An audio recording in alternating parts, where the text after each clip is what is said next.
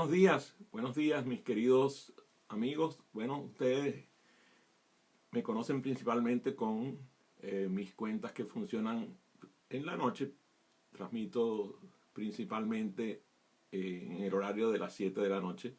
Pero hoy he decidido hacer este live. Es un live sencillo, principalmente dirigido a aquellas personas que les interesó especialmente el tema del temor, el temor del líder, y ver que muchas veces nosotros como líderes tenemos temores que nos paralizan, y algunas personas sienten que porque sienten temor, entonces su liderazgo se ve comprometido. Entonces, bueno, el día de hoy pues quiero conversar con ustedes respecto a este tema. Algunos me criticaron cuando esta semana tuve una conversación con mi amigo querido Amancio Enrique Ojeda, porque yo dije que uno de los temores más importantes del líder era el temor a que lo descubran como un fraude. Muchas veces he podido comprobar esta afirmación en líderes de clase universal, como es el caso, por ejemplo, de Mahatma Gandhi o de Winston Churchill o de Kennedy o de cualquier otro líder fundamental que tiene interés por el mundo, cuya dedicación era entregarse a la humanidad con fines de colaborar para que el mundo fuera mejor. Y bueno, precisamente de eso se trata mi afirmación. Yo muchas veces he sentido que cuando leo las biografías de los líderes universales de varios milenios, algunos digamos de los que han transformado el mundo de forma muy positiva, he percibido ese temor a defraudar, a resultar un fraude frente a sus seguidores. Y cómo estos líderes han podido superar esa percepción de que son un fraude. Y yo creo que tiene que ver con la actuación. O sea, si ustedes observan digamos, aquellos líderes de los cuales hay testimonios gráficos, testimonios filmados, o sea que estamos hablando de prácticamente el último siglo, un poco más quizás, o de los que hay testimonios gráficos porque hay fotografías que ya quizás ya sumarían cerca de 2 siglos. Bueno, cuando lo vemos, una de las cosas que pasaba era que cuando estaban frente a la gente que lideraban, que los reconocían como líderes, ellos actuaban con confianza.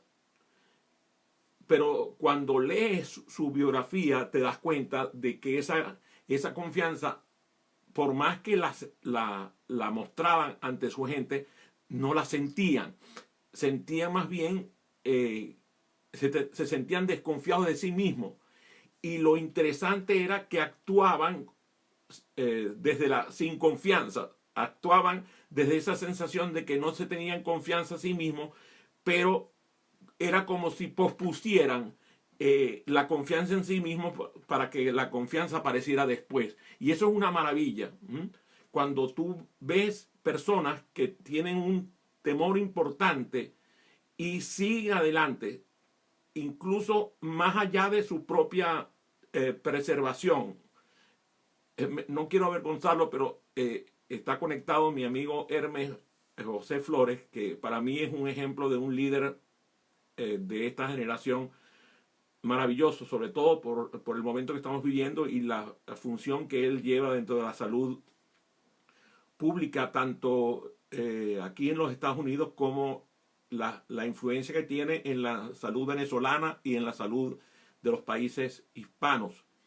Y una de las cosas que a mí me encanta cuando converso con Hermes es darme cuenta de la vulnerabilidad con la cual él se manifiesta ante las situaciones que están sucediendo. Y entonces ahí aparece una afirmación que tuve con la conversación con Amancio, y quizás esta transmisión la estoy haciendo honrando a mi amigo Hermes, porque él no pudo asistir y me llamó manifestándome de esa manera que tenía mucho sentir por no haber podido acudir.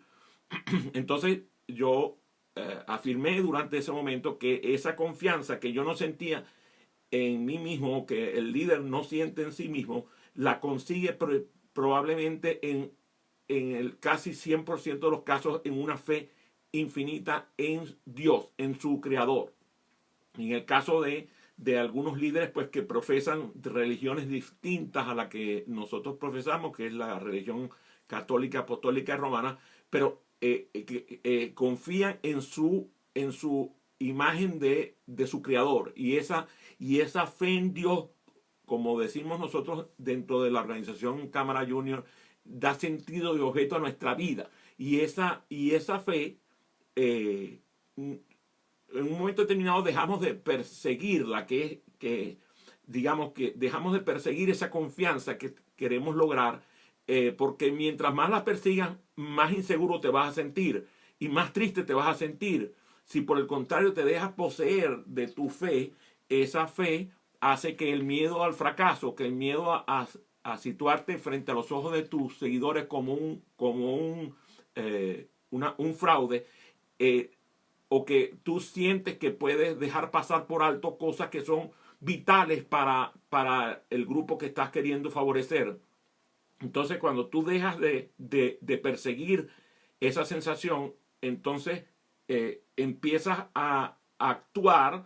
Es cierto, tú actúas como si tuvieras confianza, pero llega un momento que la confianza ocurre. O sea, tú empiezas a poseerte, igual que pasa con los actores, por ejemplo, de teatro o de cine, que ustedes ven que hacen un papel, pero que en un momento determinado se poseen tanto del papel que están ejecutando, que ellos mismos se comportan con esa fuerza, con esa imagen, con esa sensación de que ellos son el personaje. Y lo importante es que cuando termina la actuación, cuando termina la filmación, ellos abandonan.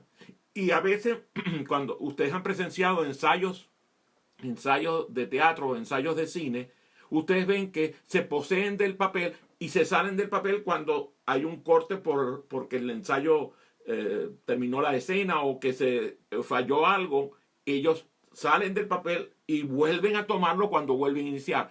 Y eso es parte de lo que nosotros nos toca hacer. O sea, tenemos que entrar en el círculo virtuoso de la confianza, pues la seguridad aumenta en tanto y en cuanto nosotros actuamos con confianza. O sea, puede ser que no la sintamos, pero cuando tú actúas como si tuvieras confianza, llega un momento que esa confianza se posee de ti y por lo menos la gente que te sigue no te percibe con el miedo que tú estás sintiendo.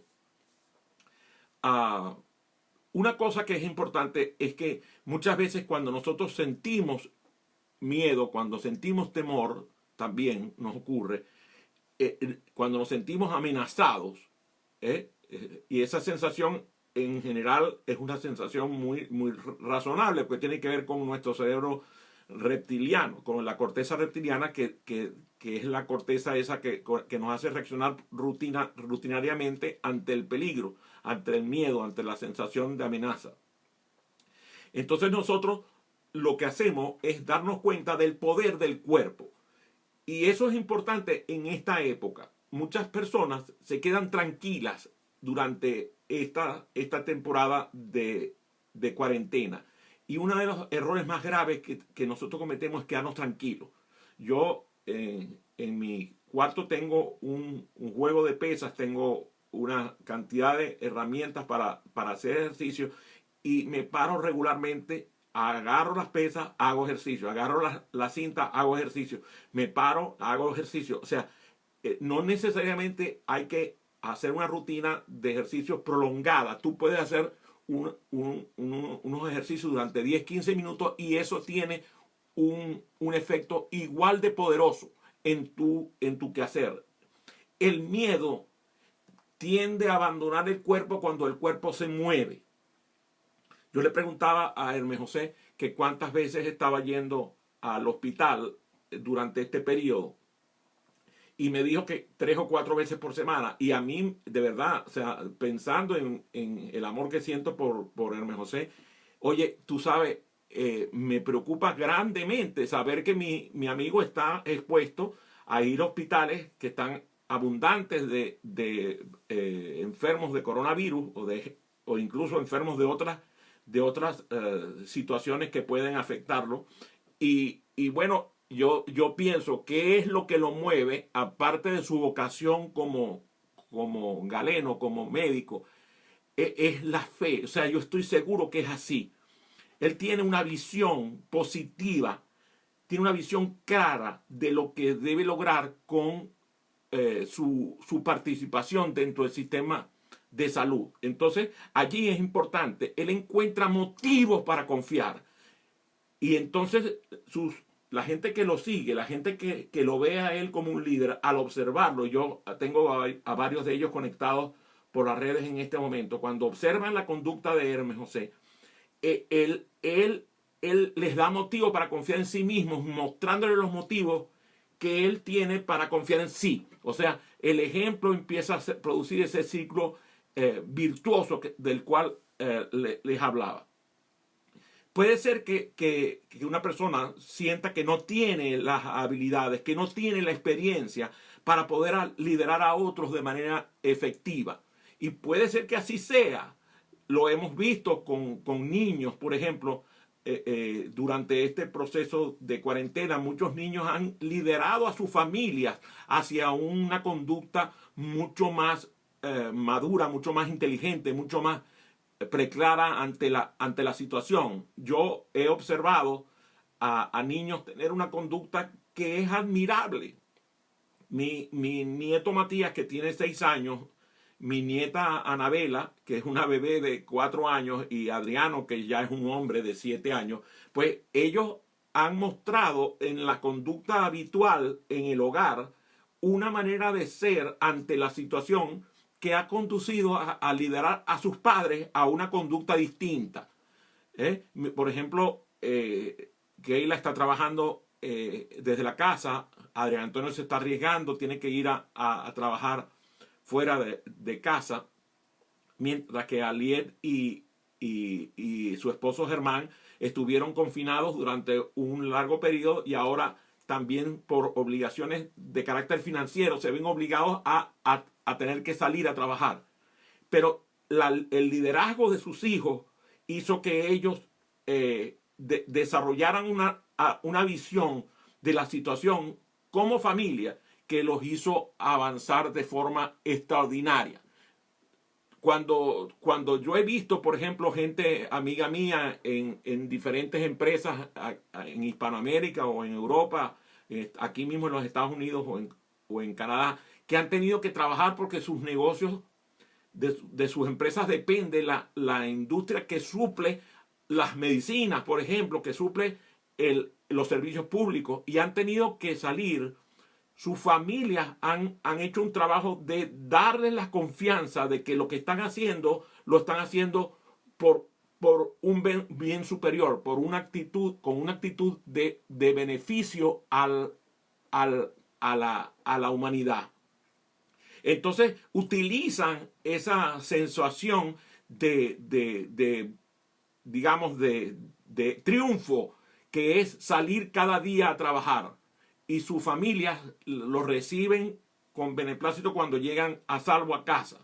Me dice Simón Salas, dice, la vulnerabilidad de un líder lo hace más humano, con un efecto motivador ante los seguidores al ver que es un ser humano con características similares, pero con una diferencia que es el sobreponerse. Muy bien, gracias Simón. Y precisamente de eso hablamos. O sea, puede ser que yo no tenga la confianza para expresar mi visión y observe a otra persona que en el ambiente hogareño expresa su visión ante su familia, y entonces yo salgo cumpliendo con el ejemplo de lo que está pasándole a esta persona y le expreso mi visión a un conglomerado de a lo mejor 100, 200, 300, 500 o más empleados. O sea, expresar la visión positiva, que no tiene nada que ver con caerse a mentiras de que la cosa está fácil y que todo se va a resolver de la mañana para la tarde. Eso no es cierto. Pero lo importante es compartir esa visión en voz alta, de tal manera que la gente se dé cuenta de que se pueden marcar objetivos superiores en momentos de grave dificultad. Uno de los temores más importantes de la gente es permitir que otros lo lideren, permitir que otros lo influyan positivamente. ¿Ah? Entonces, cuando empiezan a escuchar mensajes positivos, dice, aquí está este comeflor que está hablando soquetada, déjame a mí meterme aquí en mi vista de 8 horas diarias de noticias fatídicas sobre cómo la humanidad va a desaparecer, o déjame ensombrecerme de tal manera de que no vea nada y estoy viendo simplemente series por las diferentes plataformas para no permitir que ese estado de depresión me absorba y me empiezo a caer mentiras. Dice Simón Iraquín, el líder in the mirror, dice, el miedo puede paralizarte e impulsarte a seguir. Es una decisión personal. Así mismo es una decisión personal, pero además es una decisión personal que empezamos a compartir con los demás. O sea, yo empiezo a permitir que esa emoción positiva la viva mi equipo, la viva mi familia, o que la emoción negativa, que es, por ejemplo, una de las emociones básicas más terribles que hay, que es el asco. Fíjate, en este momento hay mucha gente sintiendo asco por la humanidad. Asco porque lo toquen, asco porque tú sabes, va a pasar algo que se lo va a transmitir el virus. Entonces esa paranoia hace que empiece a maltratar a la gente. Y está bien que te preserve, pero tú no puedes agarrar en un momento como este y sentir asco por la humanidad. Eso es una emoción terrible. Y entonces lo que yo propongo al contrario es reinterpretar ese miedo que yo voy sintiendo y decirme a mí mismo que yo necesito triunfar ante la circunstancia y empiezo a moverme. Entonces, de ahí la importancia de hacer ejercicio, de ahí la importancia de hacer meditación, de ahí la importancia de hacer cosas distintas a quedarme encerrado. Porque yo puedo estar guarecido en mi casa, pero no tengo que estar encerrado. Fíjate, aquí mismo tenemos una comunidad hermosa de personas que se han conectado con esta transmisión y esas personas no es que carecen de confianza, no es que carecen de herramientas para mostrar sus propios valores en esta circunstancia. Lo que están haciendo es conectándose con una persona a quien le tienen afecto, o a lo mejor ni siquiera lo conocen, para seguir a ver qué es lo que tiene para compartir con ellos. Entonces, esa habilidad que tú tienes de permitir que otros contribuyan a tu superación, que otros desafíen el miedo o el mismo temor, lo desafíen y te muestren una mejor visión, sin necesidad de que tú se la compres como si estuvieras comprando un paquete de comida. O sea, lo que a mí me preocupa es que hay gente que está ofuscada ante la situación. Están molestas porque, bueno, están pasando graves dificultades financieras. Yo puedo darle una lección de lo que es pasar dificultades financieras porque, bueno, la verdad es que los desafíos que me han surgido desde hace muchos años con mi condición de salud, pues han sido graves. Pero una cosa es que yo sienta ese desafío y otra cosa es que destruya la confianza en la humanidad, la confianza en Dios, y diga, no tengo salida, de aquí no voy a salir, aquí vamos a perecer y aquí, tú sabes, va a haber una caída absoluta de todo. Entonces empiezo a leer la cifra de cantidades de gente desempleada, de la gente que están despidiendo de los trabajos, de la cantidad de cancelaciones de contratos. O sea, empiezo a tomar decisiones con base en la negatividad. a mí me gusta pensar que yo puedo reinterpretar, como dije, el temor y empezar a tomar pequeñas decisiones cotidianas que me permitan mostrarle un rostro distinto a la humanidad de que yo estoy vivo. O sea, si alguien aprecia definitivamente estar vivo, lo aseguro que es su servidor. O sea, yo en el año 2015 pensaba que las celosías podían, que las persianas se podían bajar en cualquier momento y nunca tuve el temor de morir porque a mí, la verdad, el temor de la muerte no me interesa.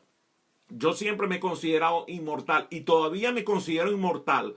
Si alguien de los que está escuchándome alguna vez aprendió algo al lado mío y ese algo que aprendió lo compartió con alguien cerca de esa persona, ya yo me hice inmortal. O sea, una de las cosas que yo creo que me garantiza la inmortalidad es haber compartido tanto aprendizaje.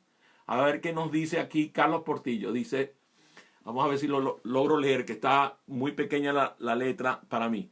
Pienso que la información que recibimos en los medios de comunicación la debemos utilizar solamente para estar informados, no para vivir con miedo y estresados. Es correcto. Gracias, Carlito. Siempre un gran placer. Y mira, se conecta desde Suecia mi querida Samantha Príncipe, a quien envío un beso a ella, a sus hijos y a su esposo. Fíjate, yo pienso que si bien es cierto, hay gente que tiene la concepción de que el conocimiento es poder. Yo pienso que eso no es definitivamente cierto. Lo que es poder es la capacidad de influencia con el conocimiento que yo manejo. Si yo tengo una habilidad, tengo una actitud, tengo un valor, tengo un conocimiento, tengo algo que compartir con la humanidad, y yo influyo en la humanidad con ese elemento del saber, entonces tengo poder. Pero si yo lo que he hecho es estudiar, aprender, y luego de eso no hago uso de lo que he aprendido para el beneficio de la humanidad, eso es un error. Ahí no estamos influyendo positivamente. Dice Alicia Daza desde Guadalajara, no es malo tener miedo, lo malo es dejar que el miedo domine tu vida. Muchas gracias, así mismo es. Dice Glenda López, en ocasiones cometemos el error de creer que los líderes son infalibles y no solo los de una empresa, sino los padres de familia o el que lleva un nuevo negocio, un pequeño negocio. Hey, Glenda, déjame decirte que yo soy infalible en fallar. Así que te aseguro que la falibilidad la tengo instalada de forma importante. Gracias por recordármelo además. Gracias por eso. Sí. Entonces, precisamente lo que dice Glenda, si tú te consideras infalible, entonces lo que vas a hacer es que el conocimiento, en vez de utilizarlo a favor de la humanidad, vas a querer no influir para quedarte con el conocimiento y decir que tú tienes el poder. Fíjate, está Luis de la Torre conectado desde Houston y eso me permite decirle que muchas veces nosotros nos sentimos juzgados como que somos incompetentes, como que carecemos de algo, como que no tenemos, incluso nos juzgamos duramente con respecto a esas carencias y empezamos a pensar que vinimos fallos. Una de las cosas más importantes es aceptar que tú eres falible, como nos dice Glenda, que tú puedes fallar, pero que tú lo intentas y que cada vez que tienes una oportunidad compartes. Dice, yo también soy infalible en fallar. Me encanta Lorena porque además Lorena está escribiendo un libro se parece a la doctora ignorancia. Ella está hablando de la doctora error. Gracias, mi querida Lorena, desde Guayaquil, Ecuador. Entonces, a veces lo que hace falta es que tú te trates como tú tratas a tus amigos. Tú tratas a tus amigos con cariño, tratas a tus amigos con confianza, tratas a tus amigos diciéndole cosas positivas. Pero si tú a ti mismo te tratas como tu enemigo y te está diciendo permanentemente la falla que tú tienes, los errores que tú cometes, las cosas que no puedes hacer, las fallas que tienes como padre, las fallas que tienes como esposo, las fallas que tienes, y te empiezas a meter aquella cantidad de cosas en la mente, de la cantidad de fallas que tú tienes en tu ser. Entonces tú no te estás tratando como un amigo. El mejor amigo que tú tienes eres tú mismo. Y ahorita en la cuarentena todavía más.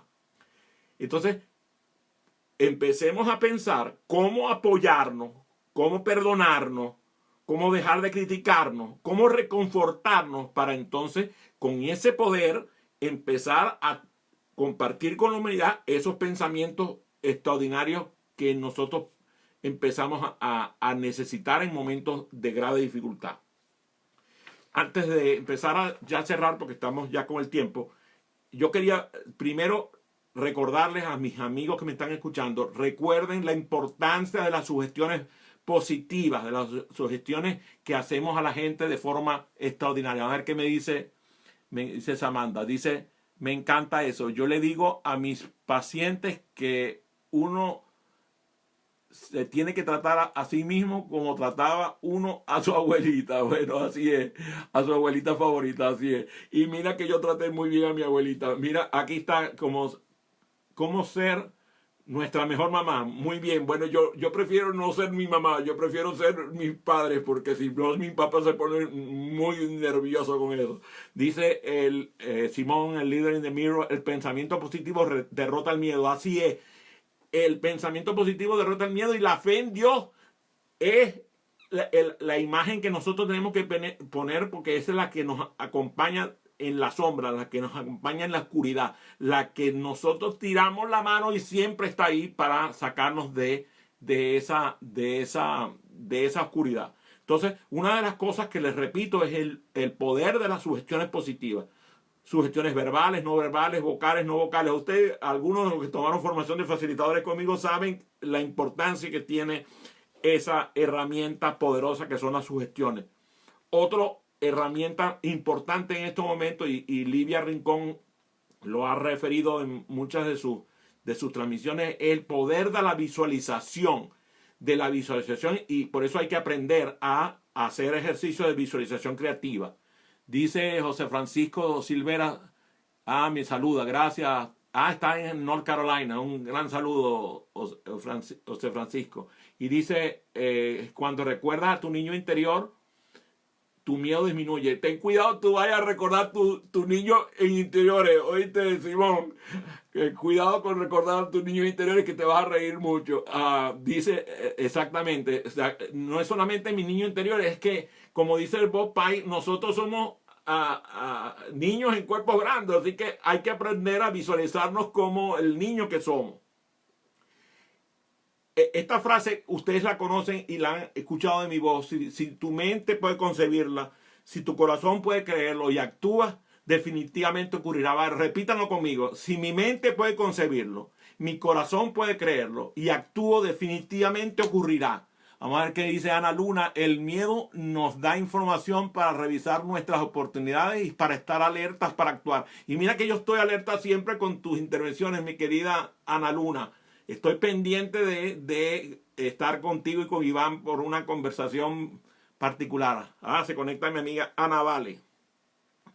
Vuelvo a insistir en la importancia de caminar, de hacer ejercicio, de no dejar de moverte. Esto, además de reducir el estrés, reducir el miedo, te oxigena, te fortalece tu sistema inmune y te aumenta las defensas contra tus temores.